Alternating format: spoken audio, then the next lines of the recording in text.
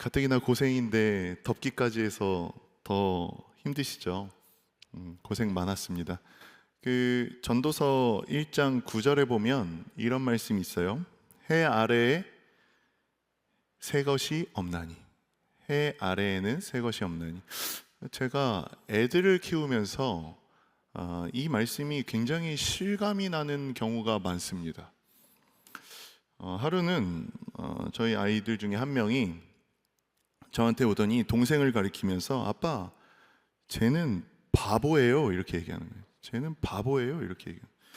야, 사람을 대놓고 앞에다 바보라고 하면 어떻게 해? 그런 말 하면 안 돼 했더니 그거 아닌데? 그럼 뭔데? 바다의 보배 푸하하하 이러면서 웃는 거예요. 이 제가 초등학교 때 했던 농담이거든요. 이게 30년 전에 여러분도 어릴 때 이게 지금 거의 몇백 년을 거쳐서 오고 있는 농담인 것 같은데 바다의 보배 막 이러는 거예요. 그랬더니 이제 동생이 아빠 우리 형은 천재예요 천재. 뭔데? 천하의 그 있잖아요 재수 땡땡 놈 뭐 이러는 거예요. 그래서 야, 넌 또 왜 또 그런 소리를 하냐 했더니 또 한 명이 저한테 오더니 아빠 내가 퀴즈를 내볼게요. 꽃집 사장님들이 싫어하는 도시 이름이 뭔지 알아요? 이러는 거예요. 꽃집 사장님들이 싫어하는 도시의 이름, 네, 시드니 이러는 거예요. 제 귀를 의심했어요. 이 시드니? 그랬더니 또 이런 농담을 하는 거예요. 도둑이 가장 싫어하는 아이스크림은? 네, 좋아하는 도둑이 가장 좋아하는 아이스크림은 보석바. 가장 싫어하는 아이스크림은 누가바. 다 하네. 우리 저기 이거 하나 됐어 지금. 청년 1부, 2부가 이걸로 지금 하나 됐어요. 여기 유치부까지 있어도 하나 될 수 있을 것 같거든요. 이게 이걸 보면서 와, 이거 뭐 30년 전에 내가 했던 농담을 지금 우리 아이들이 똑같이 하고 있다. 정말 해 아래 새 것이 없구나 라는 생각이 들었습니다. 근데 오늘 우리가 본 시편 73편을 보면 이 시대에 하고 있었던 고민과 우리가 살고 있는 이 시대의 고민이 똑같다라는 생각이 들었습니다. 여러분, 신앙생활 힘들죠? 여러분, 신앙생활 하면서 살아가는 거 힘들잖아. 아닌가? 안 힘들어요? 안 힘든가 본데? 살아가는 거 힘들죠, 어쨌든. 네. 그런데 3000여 년 전에도 신앙생활은 힘들었다는 거예요. 그 시대에는 어떤 시대적 전통을 따랐기 때문에 크게 어려움이 없지 않았었을까? 지금 우리가 살고 있는 이 시대가 신앙생활을 하는 것이 어려운 시대다라는 생각들을 많이 하게 됩니다. 그런데 시편을 보면 전혀 그렇지 않아요. 우리의 신앙적 고민과 3000여 년 전의 신앙적 고민이 똑같았다는 겁니다. 오늘 시편 73편을 전반적으로 전체를 한번 같이 보면서 도대체 무슨 고민을 하면서 살았는가, 어떻게 그 고민이 해결되었는가에 대해서 한번 나눠보려고 합니다. 시편 73편 1절은 먼저 이렇게 고백하고 있습니다. 우리 한번 1절 다시 한번 읽어보겠습니다. 하나님이 마음이 정결한 자에게 선을 행하시나. 하나님은 믿음으로 정결하게 사는 자에게 선을 행하신다. 이건 믿음으로 정결하게 사는 자에게 복을 주시는 분이라고 지금 시편 기자는 고백하고 있는 거예요. 그러니까 시편 기자는 지금 이런 신앙을 갖고 있는 거예요. 정결하게 사는 자, 신앙 가운데 사는 자에게 하나님은 믿는 자에게 복을 주시는 분이야. 이것이 지금 이 시편 기자가 가지고 있는 신앙이었던 거예요. 믿음이었던 거예요. 그런데 지금 현상은 자신이 알고 있는 믿음과는 정반대의 상황들이 벌어지고 있는 겁니다. 분명히 믿는 자에게, 정결한 자에게 선을 베푸시고 좋은 것을 주시고 복을 주셔야 되는데 전혀 반대 상황이 일어나는 거. 어떤 거냐면 2절 3절입니다 2절 3절을 보면 나는 거의 넘어질 뻔하였고 나의 걸음이 미끄러질 뻔하였으니 이는 내가 악인의 형통을 보고 오만한 자를 질투하였습니다. 이렇게 말하고 있습니다. 자, 먼저 신앙이 지금 넘어질 뻔했고 미끄러질 뻔했다라고 말하고 있습니다.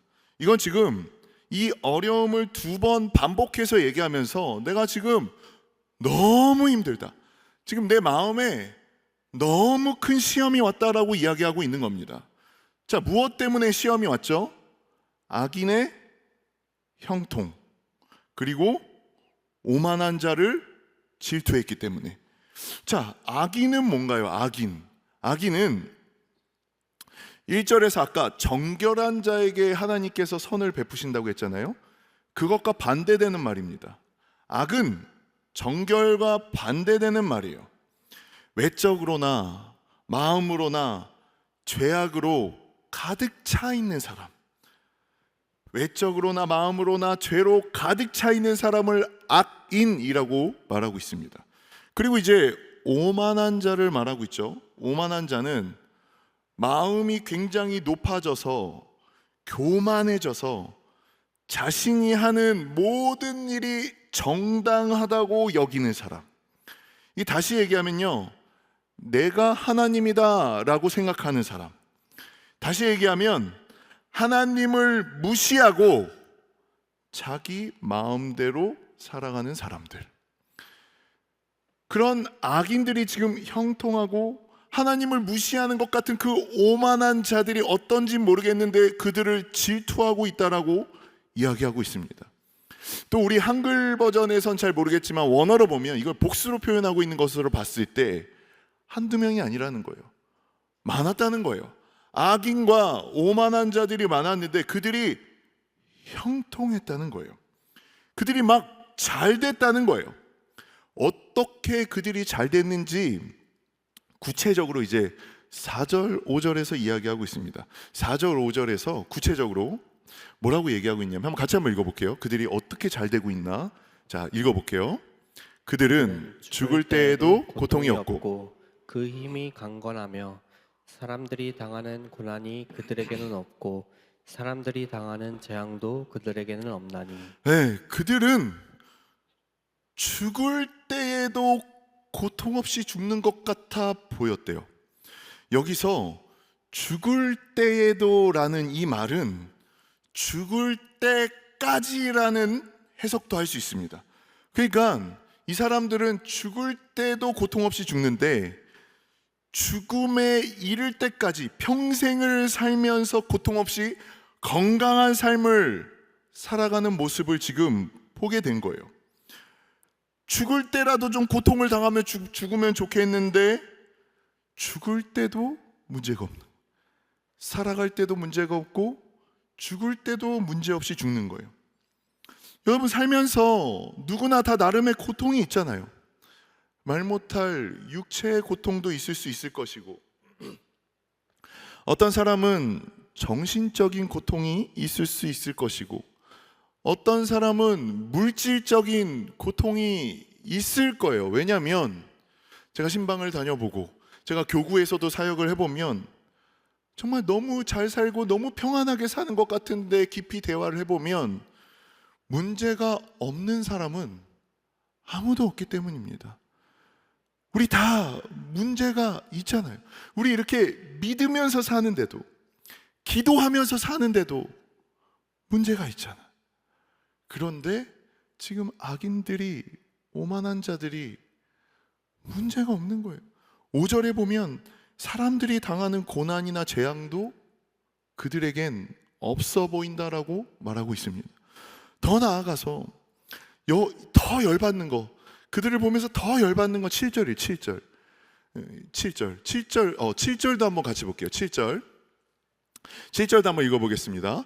살찜으로 그들의 눈이 솟아나며 그들의 소득은 마음의 소원보다 많으며. 여러분, 이 시대에 살찐다는 건 쉬운 게 아니에요.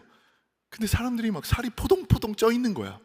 살이 포동포동 쪄 있는 데다가 거기다가 소득은 마음의 소원보다 많대요. 소득은 자기가 원하는 것보다 더 많이 버는 거야. 그러니까 뭘 해도 된다는 거야. 뭘 해도 된다. 손만 대면 다 성공. 주식해도 대박, 부동산 투자해도 대박, 뭐만 해도 다 잘 되는 거예요. 이런 사람들을 보면서 너무 마음에 시험이 온다라고 지금 말하고 있는 겁니다. 너무 신앙에 시험이 온다는 겁니다.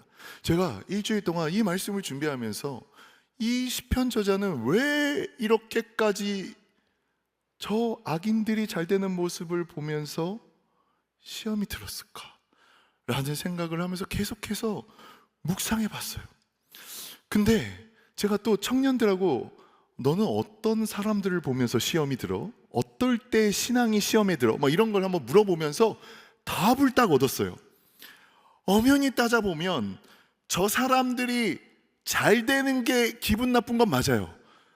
막 살도 찌고 하는 것마다 대박 나는 그런 모습들을 보면서 기분 나쁜 것도 맞는데, 이걸 가만히 묵상해 보니까 이게 뭐냐면 저 사람들이 잘 되는 것보다 지금 나의 형편에 더 시험이 드는 거예요. 그 사람의 형편을 보면서 내 형편을 봤을 때 거기서 더 시험이 드는 거예요.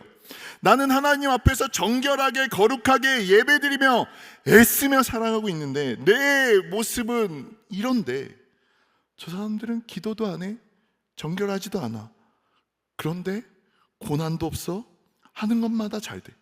이 모습을 보면서 내 신앙에 허무함을 느끼는 거예요. 내 삶의 허무함을 느끼게 되는 겁니다. 거기다가 이 시편 기자를 더 어렵게 하는 게 하나 있었습니다. 자, 이제 안 믿는 자들의 모습, 그리고 내 모습과 비교하면서 거기서 신앙의 어려움을 느꼈어요. 그런데 거기서 또 다른 어려움을 느끼게 하는 게 또 하나 있었는데 그게 10절입니다. 10절도 한번 볼게요. 이 10절은 개역개정으로 보면 거의 이해가 안 돼서 우리말 성경으로 보면 좀 이해가 됩니다. 자, 우리말 성경으로 같이 한번 읽어볼게요. 그러므로 하나님의 백성들도 이곳으로 돌아와 가득 찬 물을 다 마셔버리듯 그들의 말을 마셔버리는 것입니다. 자, 이제 하나님의 백성들도 그들에게 오염되고 있는 거예요. 믿는 사람들도 본이 되고 선이 되는 것이 아니라 그들에게 오염돼서 그들과 똑같은 행동을 하고 있는 거예요. 이제 믿지 않는 사람들을 봐도 시험이 되는데 같이 믿는 사람들을 보고 있어도 마음에 시험이 오는 거예요. 여러분, 이런 경우 있지 않아요? 이런 경우 많죠? 어떻게 믿는 사람이 저럴 수 있지? 어떻게 믿는 사람이 저럴 수 있지? 어떻게 저렇게 행동할 수 있지? 어떻게 믿는 사람이 저런 말을 할 수 있지? 라고 하면서 그 사람을 보면서 시험 드는 경우들이 있잖아요. 그런데 제가 우리 청년들하고 대화를 해봐도, 우리 성도님들하고 대화를 해봐도 신앙생활 하면서 힘든 게 저 외부에 있는, 저 멀리 있는 사람들 때문에 힘든 것이 아니라 얘기를 해보면 다 가까운 사람들 때문에 힘들더라고요.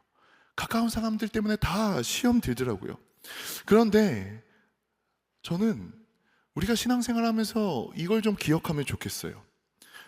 믿는 사람 중에 완전하고 온전한 사람은 아무도 없다. 아무도 없다. 저도 신앙생활 하면서 보니까 그런 분은 안 계시더라고요. 저도 마찬가지입니다. 저도 그런 사람이 못 됩니다. 그래서 제가 생각해 봤어요. 왜? 물론 우리가 죄인이기 때문에 그렇죠. 근데 왜 우리는 그렇게 될 수 없을까? 그냥 이런 생각이 들었어요. 왜냐하면 우리 모두가 처음이기 때문입니다. 인생에서 신앙생활을 처음 해보기 때문입니다. 믿음이 처음이기 때문입니다. 그렇기에 어떻게 우리가 완전하고 온전할 수 있겠냐 말입니다. 제가 이제 결혼 15년 차예요. 아빠 15년 차예요.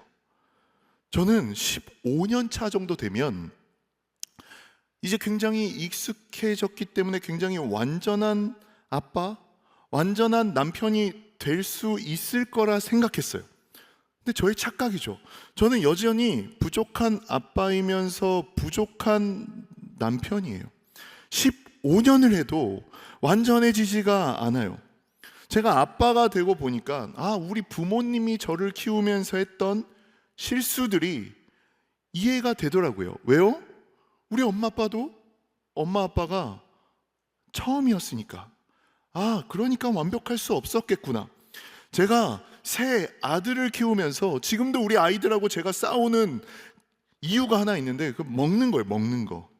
우리 애들은 책상 다리 빼고는 집에 있는 거 다 먹어요. 우리 애들은 다 먹어요. 과자를 얼마치를 사놓든 다 먹어요. 그래서 숨겨놓거나 아니면 절대 먹지 못하게, 이건 아빠 거야 막 써놓습니다. 막 과자 봉지에다 아빠 거 막 이런 거 절대 먹지 못하게 합니다.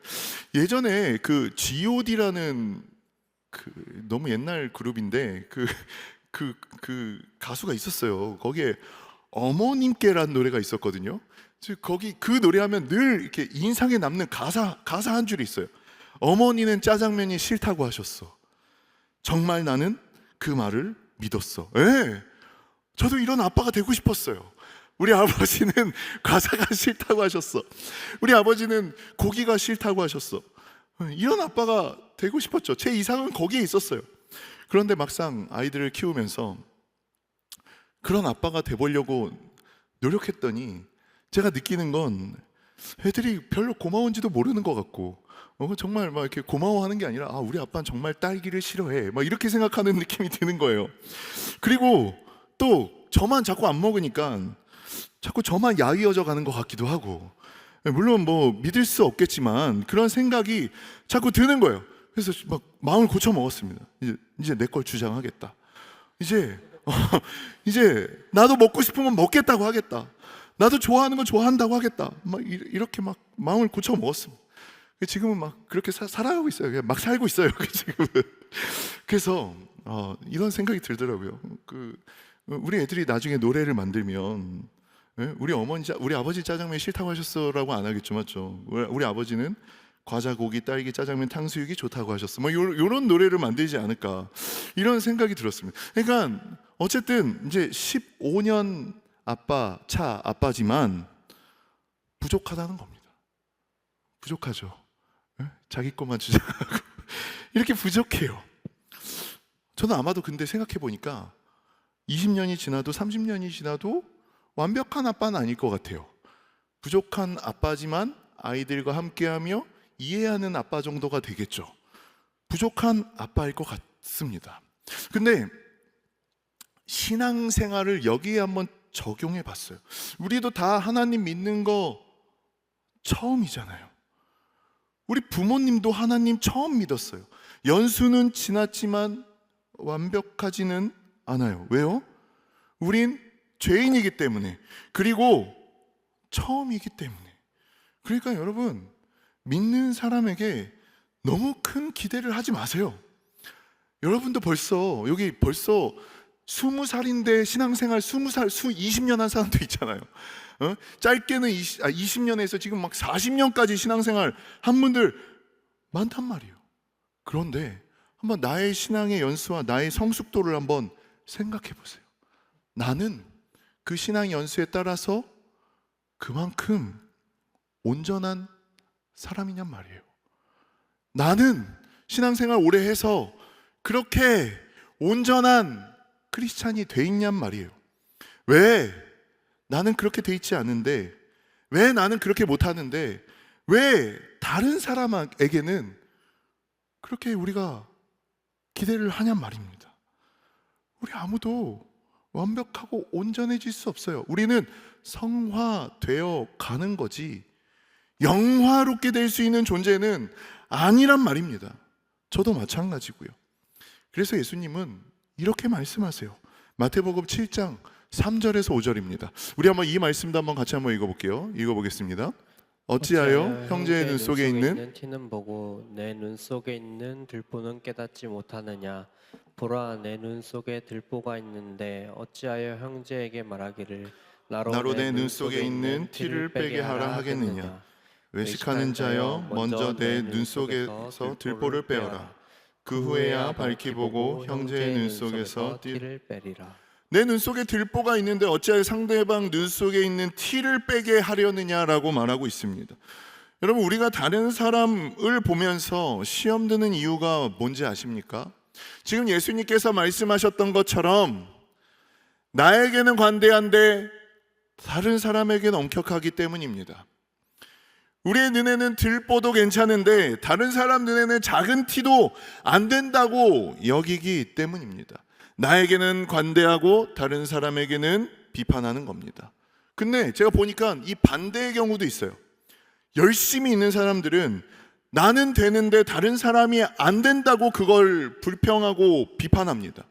그런데요, 여러분, 사람마다 그릇이 달라요. 나는 된다고 저 사람도 할 수 있는 게 아니에요. 세계 인구가요, 지금 82억 명이라고 합니다. 82억 명. 한국 인구는 5,100만여 명입니다. 그런데 여러분 다 알다시피 놀라운 것은 지문이 같은 사람은 단 한 명도 존재하지 않아요. 일란성 쌍둥이조차 지문이 다릅니다. 사람이 이렇게 다 다른데 나와 같지 않다고 어떻게 다른 사람을 비판할 수 있겠느냐 말입니다.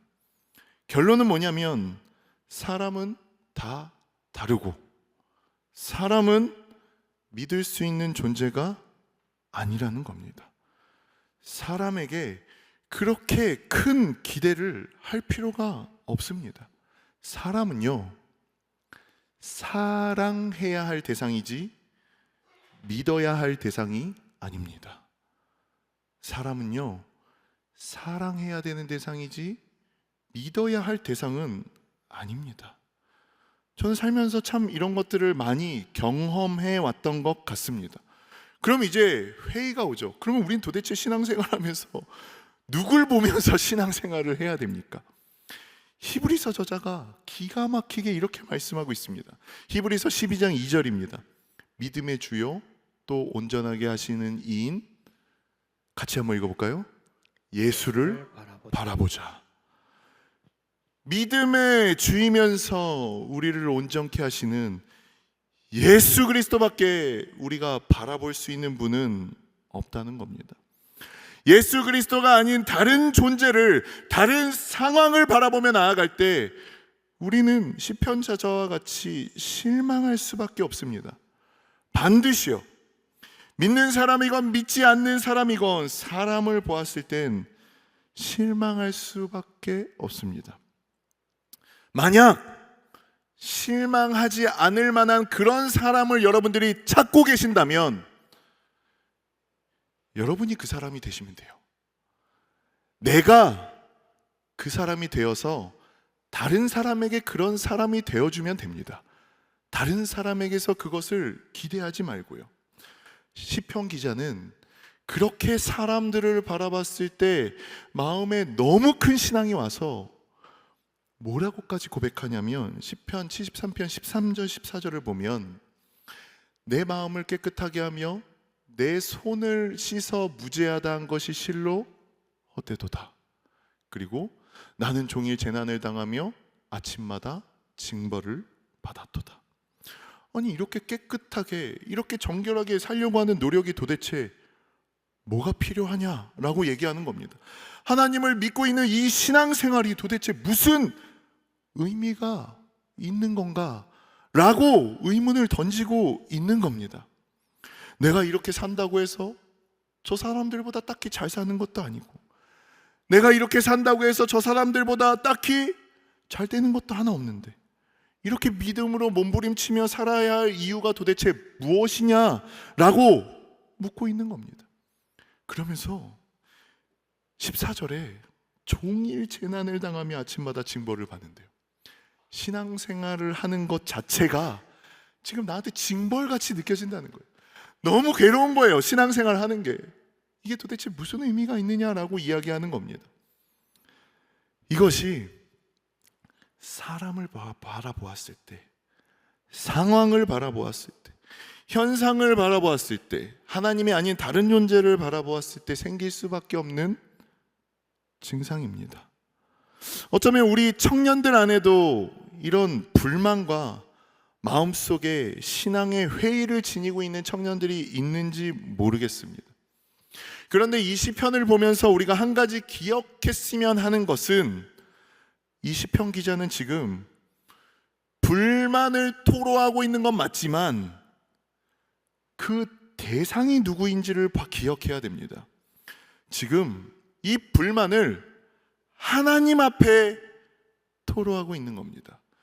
지금 이 불만을 하나님 앞에 기도하고 있는 겁니다. 이 제목을 가지고 불만을 품고만 있는 것이 아니라, 이 답을 사람으로부터 찾으려고 하는 것이 아니라, 이 질문을 가지고 지금 하나님 앞에 나온 겁니다. 하나님 앞에 묻고 있는 겁니다. 16절, 17절 이렇게 말씀하고 있습니다. 이것도 우리말 성경이 조금 더 이해가 쉬워서 제가 우리말 성경으로 가지고 왔습니다. 내가 이 모든 것을 이해하려고 애쓰다가 너무 답답한 나머지 어디로 들어갔다고요? 하나님의 성소로 들어가. 그때서야 결론을 얻었다라고 말하고 있습니다. 이걸 이해해 보려고 사람들하고 대화해 봤고 생각해 봤지만 해결되지 않아서 이걸 가지고 성소로 나왔답니다. 성소는 하나님과의 만남의 장소를 이야기합니다. 성소는요, 기도의 장소를 말하고 있습니다. 성소는 말씀의 장소를 말하고 있습니다. 너무 큰 시험이었지만 성소로 나와서 하나님 앞에 기도하고 말씀하고 말씀을 듣고 그 말씀 가운데 나아오자 시편 기자는 깨달음을 얻었답니다. 도대체 무슨 깨달음을 얻었는가? 결론은 악인의 종말을 깨달았다라고 말하고 있습니다. 시편 기자는 하나님을 알고 그분 앞에 기도하며 그 말씀 가운데 세워졌을 때, 시편 기자는 하나님의 관심은 사람의 성공 여부에 있는 것이 아니라 하나님의 관심은 사람의 구원에 있다는 것을 깨닫게 되었습니다. 하나님의 관심은 사람의 영혼의 구원에 있다는 것을 발견하게 되었습니다. 하나님의 관심은 심판이 있을 것인데, 죄인과 악인들에 대한 심판이 있을 것인데, 그 심판으로부터의 구원이라는 것을 알게 되었습니다. 이게 뭐냐면 요한복음 3장 16절, 우리 대부분 외우시잖아요. 하나님이 세상을 이처럼 사랑하사 독생자를 주셨으니 이는 그를 믿는 자마다 뭐하지 않고요? 멸망하지 않고 영생을 얻게 하려 하십니다. 독생자를 주셨는데 영생을 얻게 하기 위해서 독생자를 보내주셨다라고 이야기하는데 그 앞에 멸망하지 않고라고 말하고 있습니다. 그러니까 무엇으로부터 영생이냐면 멸망으로부터 영생입니다. 심판으로부터 구원하기 위하여 그 아들 예수 그리스도를 내어주셨다는 겁니다. 지금 시편 기자는 하나님의 성소에 와서 이걸 깨달은 겁니다. 하나님이 구원자이시다. 하나님의 관심은 사람의 성공과 실패에 있는 것이 아니라 그 영혼의 구원에 있다는 것을 발견하게 된 겁니다. 자, 여러분, 우리가 성경을 봐도 마찬가지예요. 하나님의 관심이 성공에 있다면 예수님은 실패자입니다. 예수님은 목수의 아들로 오시면 안 됐어요. 그렇게 비참하게 죽으시면 안 됐어요. 사도 바울도 마찬가지죠. 사도 바울은 가말리엘의 제자였다라고 말하고 있습니다. 가말리엘은 힐렐의 손자였는데 가장 율법에서 명문 있는 집안이었습니다. 율법에서는 가장 위대한 인물들이었다는 겁니다. 그의 제자였다는 것은 가장 대단한 학력을 갖고 있었다는 겁니다. 가장 좋은 학교, 가장 좋은 대학원을 나왔다는 겁니다. 예수님을 안 믿었다면 바울은 유대인으로서 존경받으며 살 수 있었을 겁니다.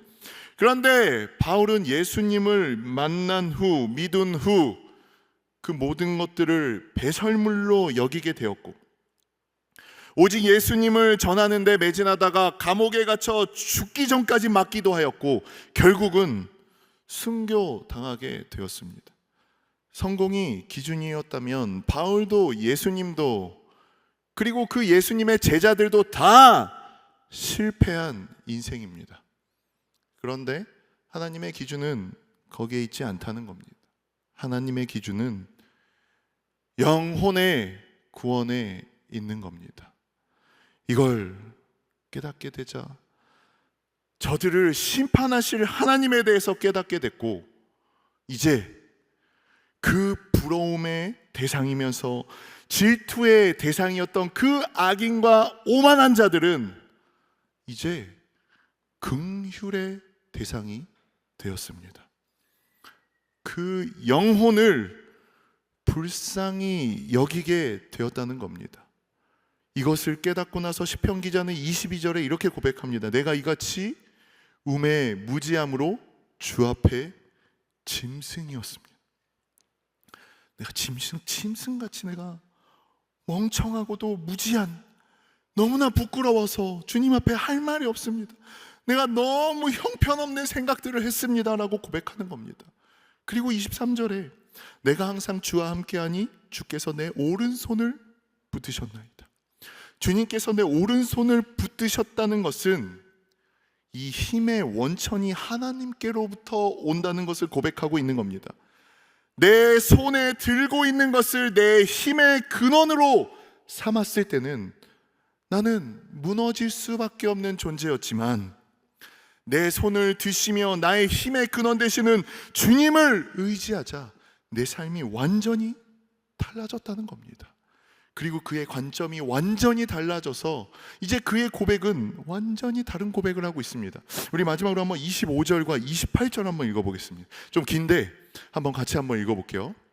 하늘에서는 주 외에 누가 내게 있으리요. 땅에서는 주밖에 내가 사모할 리 없나이다. 내 육체와 마음은 쇠약하나 하나님은 내 마음의 반석이시요 영원한 분기시시라. 무릇 주를 멀리하는 자는 망하리니 음녀같이 주를 떠난 자를 주께서 다 멀으셨나이다. 하나님께 가까이함이 내게 복이라. 내가 주 여호와를 나의 피난처로 삼아 주의 모든 행적을 전파하리이다. 진짜 구원을 깨닫게 되자 그의 고백이 완전히 달라졌습니다. 하늘에도 땅에도 이제는 주님밖에 없다고 고백하고 있습니다. 내 육체와 마음은 약하지만 하나님께서 내 마음의 반석이시며 영원한 주인이라고 고백하고 있습니다. 그리고 이제 하나님께 가까이함이 내게 복이라고 고백하고 있습니다. 여러분, 그 전에는 이 세상에서 고난도 없고 강건하며 재앙이 없고 부자가 되어서 성공하는 것이 복이라고 생각했는데, 이제는 하나님께 가까이함이 복이라고 선포하고 있습니다. 그 전에도 분명히 하나님을 믿는 사람이었고 지금도 하나님을 믿는 사람입니다. 여기에는 차이가 없어요. 근데 도대체 어떻게 이렇게까지 고백이 달라졌을까요? 도대체 이렇게까지 고백이 달라진 그 차이가 무엇일까요? 전에는 하나님 자체가 복이라고 생각하지 않았던 겁니다. 하나님께서 주시는, 내가 기도하면 주시는 그 무엇인가가 그것이 복이라고 생각했던 겁니다. 하나님을 원하기보다는 하나님이 주시는 그 무엇인가로 기뻐했고, 하나님이 주시는 그 무엇을 복이라고 여기며 살았던 겁니다. 그때는 진정한 평강도 없었고 진정한 기쁨도 없었고 질투와 마음의 시험만 가득했습니다.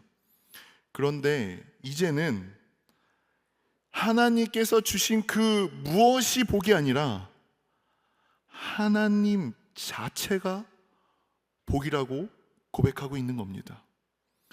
그 전에 세상을 바라보고 세상을 묵상하며 나아갈 땐 알지 못했던 진정한 복 대신 주님을 바라보며 하나님 앞에 가까이 나올 때 그것이 진짜 복이라고 고백하고 있는 겁니다. 우리를 한번 돌아보면 좋겠습니다. 우리는 무엇을 복이라 여기며 살아가고 있습니까?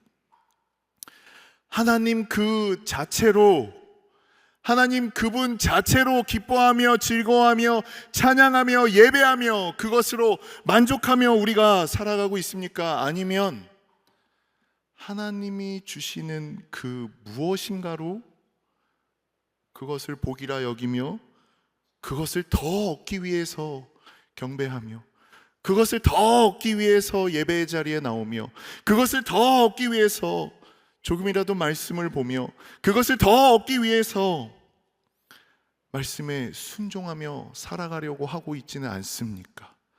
만약에 그 모습이 우리의 모습이라면 우리는 시편 저자가 14절 전까지 고백했던 그 모습에서 결코 벗어날 수 없을 것입니다. 하나님은 무엇을 주시는 것에 관심이 있으신 분이 아니라 우리를 구원하시는 것에 관심 있는 분입니다. 우리와 함께 교제 나누는 것에 관심 있는 분이십니다. 우리의 예배를 받는 것에 관심 있으신 분입니다. 사람이 아닌 하나님께서 주시는 그 무엇이 아닌 하나님을 바라보면서 하나님께 가까이함이 내게 복입니다 라고 고백하며 나아갈 수 있는 저와 우리 청년들 되어질 수 있기를 이 시간 주님의 이름으로 축원합니다. 하나님께 무엇을 얻기 위함이 아니라 복의 근원이신 복 자체이신 하나님을 바라보면서 이 시편의 기자가 관점과 근거와 고백이 바뀐 것과 같이 저와 여러분도 세상을 바라보는 관점과 근거가 하나님으로 말미암아 달라져서 하나님에 대한 고백이 달라져서 하나님 앞에 참으로 복된 인생들 되어질 수 있기를 이 시간 주님의 이름으로 축원합니다.